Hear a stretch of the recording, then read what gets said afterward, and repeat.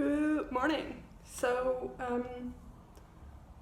Yesterday I uploaded some of the animation I made by hand, the hand drawn on paper stuff, and after I put everything together, it became quite clear that it's not as clear as I want it to be.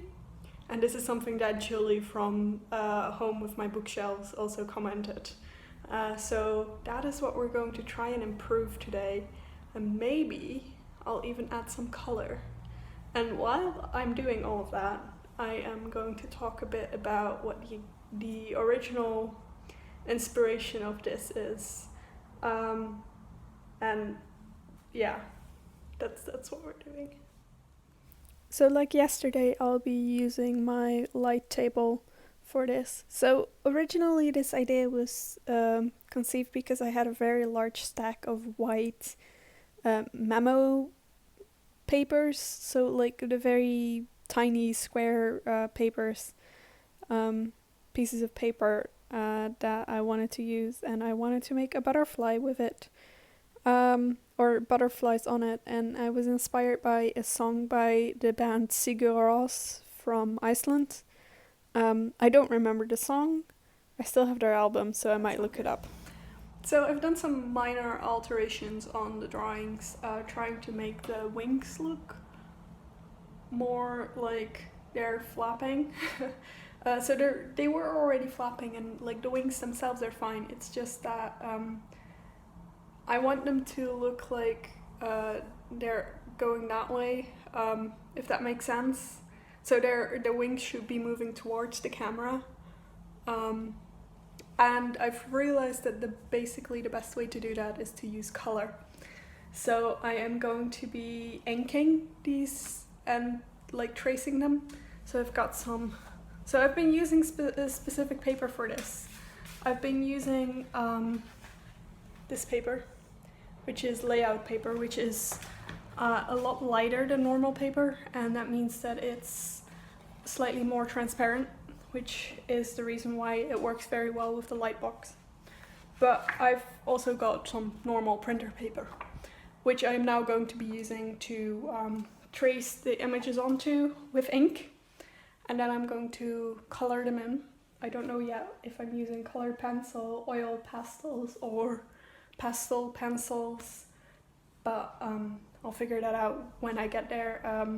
The good thing with tracing it again and inking it on a different piece of paper means that I still have the original drawings, so that means that I can redo it if it doesn't work out. So when I was still in my childhood bedroom, the bed was right next to the window and the desk was very close to the window as well.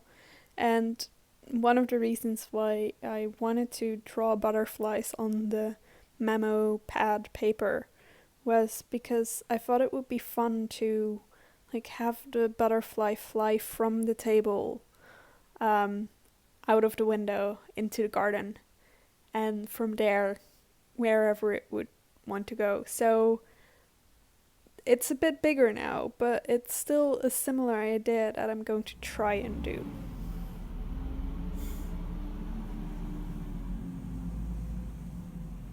So as you can see, I've drawn some examples of the color that I want to use.